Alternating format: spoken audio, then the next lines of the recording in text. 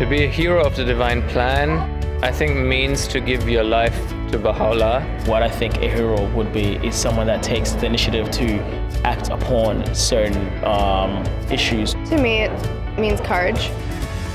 To not look at your own shortcomings. To me, being a hero is like, I don't know, just having a certain influence on someone's life. As someone who would take out the time to sacrifice and make time for others. What makes someone a hero is if they have virtues, and if they do service for people. Everyone here, like all the adults, the kids, the junior youth, everyone here is a hero.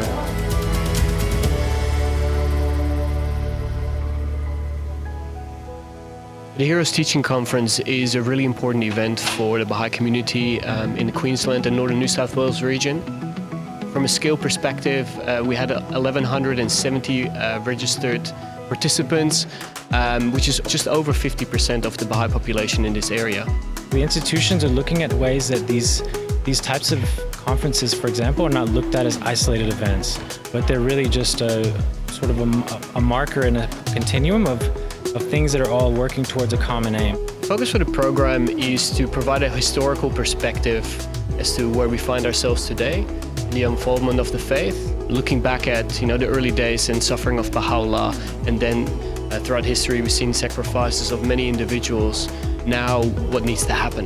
The efforts that we need to put in to move this forward to get to unity and world peace, and then explore within that different ways of contributions and realizing how wide the ability is to contribute to this plan. Anytime you come together like this, there's a sense of like a homecoming. So I think that certainly is part of this. It comes into the social aspect of it. The sense of love and community is really felt at this conference. I think when there are so many special people, so many Baha'is under one roof, there's so much energy, created, spiritual energy. Seeing some friends that you haven't seen in a long time is really nice. And it's nice to make new friends as well. And yeah, I made a few new friends. From what I've experienced at being at this conference is how much everyone just wants to be around each other. It's a feeling of joy and encouragement. The motivation and the love and the unity created here, simply by just so many of us being here together, is incredible. There's really something powerful in numbers. When you see the reality of the faith in numbers at all ages, you do get up and think, okay, this is the journey that we're on. Everyone here is working towards that one goal, You're not alone in doing the job, whatever you're doing in relation to the faith. It's just really inspiring also to have a bigger vision of what are we working towards. I wanted to come to this when I heard about it to be uplifted, and that's what I've got. I've been reinvigorated. Well, I was invigorated before, but I was getting a bit worn out. There were a number of keynote addresses today by representatives of the National Spiritual Assembly and by the Counsellors. So the elderly couple, Clara and Hyde Dunn, in San Francisco Bay, decided to respond to Abdul Baha's call. Australia and this region had not been open to the faith as yet. At that time, friends, Hyde was 65 years old and Clara was in her 50s. And they had been Baha'is only for 13 years. And they were determined to fulfill the wishes of Abdul Baha. The talks this morning have been really inspiring. So hearing from the counsellors and the representative from the National Assembly, I think it just really ties in beautifully our history of the history of the faith in this country and to where we are now. In a strange land, they knew no one, no friends, they had no money. They became ill. There was no institutions to support them, no government support. I think that the spirit around the story of Mother and Father Dunn has set what I would call the real platform for this conference. They would travel together, go to a town, and stay there for a few days. Hyde would do his work, and then they would have firesides and teach. Within 3 years, by 1923, they had visited 225 towns. That's one town every 5 days. Tireless. They did what Abdul Baha longed to do. took the cause to every state and major city and town in Australia.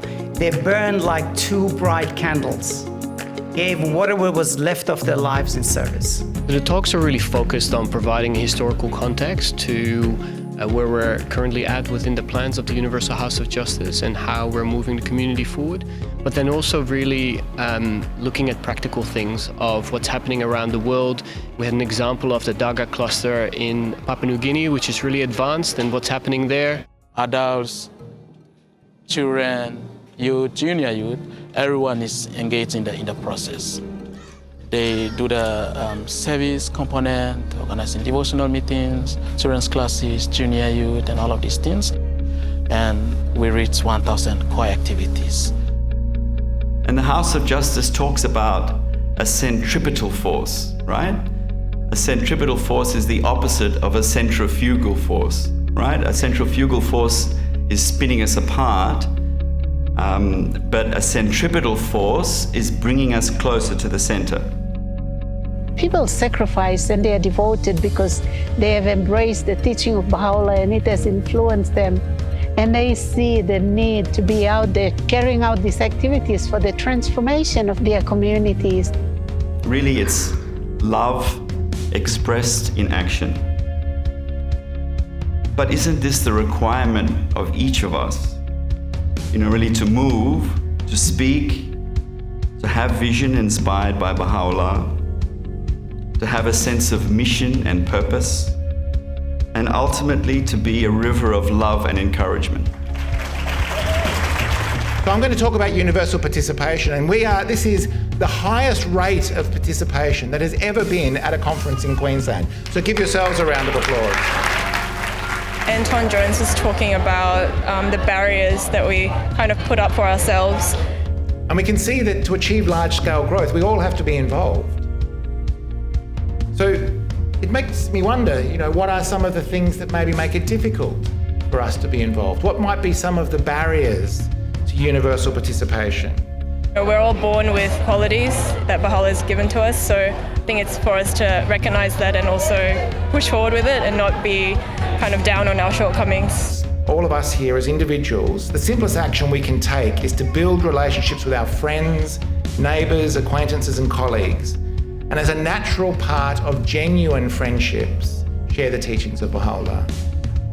If we consider the process of growth from the perspective of the 3 protagonists of the plan, the individual, the community and the institution, we can see that it is the individual who is empowered to act.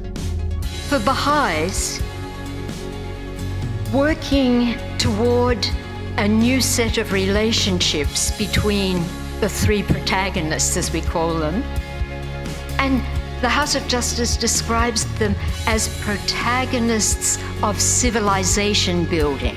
So we're not just actors, not just people taking a prominent role or institutions taking a prominent role, but our task, the task of the protagonists is civilization building.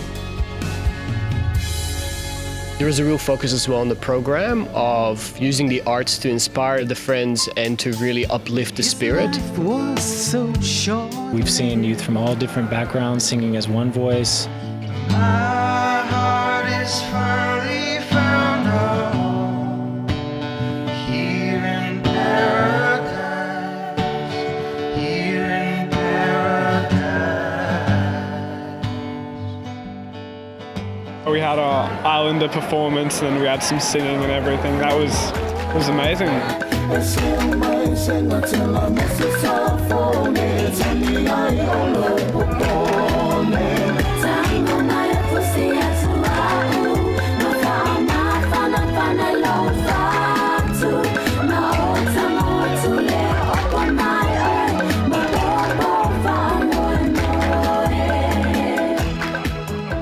Tonight we will see a dramatic play about the life of Martha Root.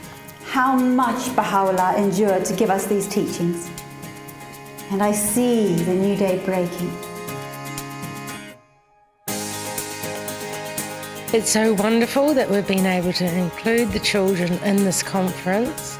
Today we were learning about the heroes of the Baha'i faith. We were learning about how to be a good hero and the qualities of a good hero. We've been filling out this booklet. It has some prayers in it, some things that you can colour, and we talk about it and we sing the prayers together, and it's really fun. I really enjoyed learning about other people and what they do. I really liked learning about a lady. Her name was Susan, and she went around and she wanted to create community. I hope the children leave this conference with a bigger vision for themselves and their family, what they're part of. We would like to call to the stage the pioneers of our region. Thank you. My favourite colour.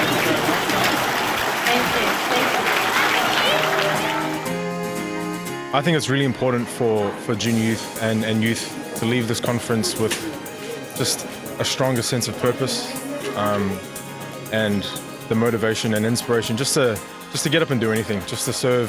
So today I helped out with the children's class and just helped people with their questions. So we're all kind of involved with the Junior Youth Spiritual Empowerment Program. Whether they want to be a children's class teacher, animator, talk to their friends even just start conversations with people. I think this is a key moment in them taking that extra step to motivate themselves, to begin to have these kind of conversations and eventually widen this nucleus of friends that are serving their neighborhoods and their communities.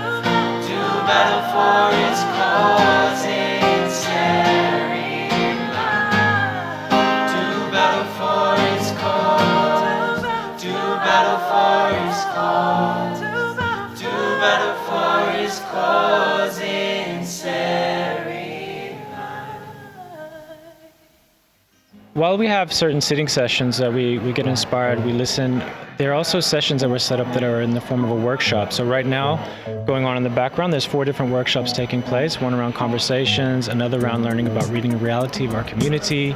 The workshops really provided a way for the friends to engage in a different way and sort of share their insights and their thinking, as well as gain new insights from people that have had a lot of experience in certain areas.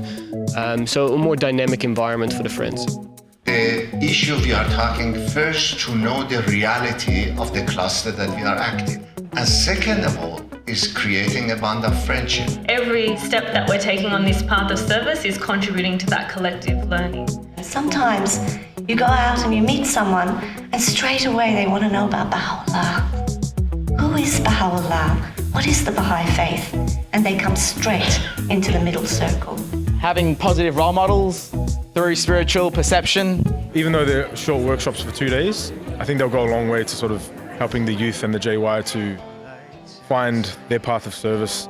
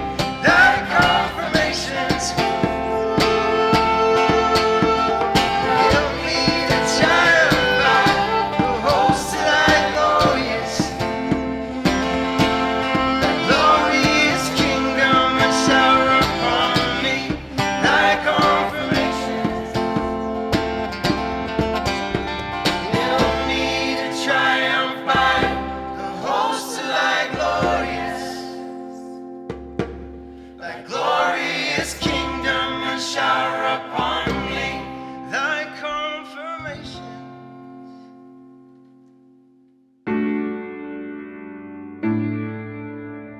What makes this conference particularly unique is that there's a lot of support set up on the back end in preparation of the energies that will be released. It might be at the level of your neighborhood, or it might be larger than that. So we've just had a planning session where all the friends who are present here made some personal plans, looking at who it is that they know that they're in contact with, who they can invite to activities, who they can accompany to become active proponents of this plan and to move closer to Baha'u'llah. And so the plans have also been collected by the assistance of the auxiliary board members and the cluster agency members, and they will then try and assist the friends to realize and implement their plans during the expansion phase that is just starting.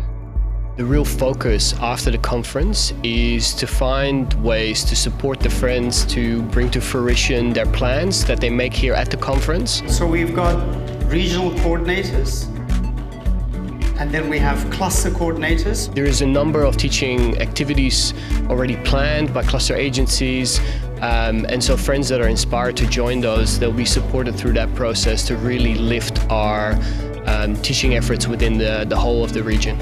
It's wonderful to see the friends who go into the conference itself and they're inspired by the speakers. Once they're inspired, they come out here, they come to the pioneering desk, and they're able to channel that inspiration into action. I feel like when I get to Toowoomba, I'm going to start doing more work to do towards the community and help everyone. In my community, I'm hoping to get more involved, start a children's class, hopefully. Just going back to our communities, revitalised to continue serving. This was sort of like a motivation type of thing, because I've been clogged up with work, uni, and other things on the side. But after going to the conference, I've come to a realization that maybe, we need to focus our efforts and energy towards the community, even though we were putting enough energy, but it's always better to add that extra 10%, and hopefully the community flourishes in a way that Baha'u'llah wants us to. Looking at the progress that is made over the last, 99 years from when Mother and Father Dunn came to Australia, and looking at how the actions of two people could affect such a massive community. So it puts into perspective what we're capable of if we just take a first step and really serve our neighborhoods and communities, that we might not know the effects today, but the seeds will be sown for the future, and hopefully, in the years to come, the community will grow larger and larger.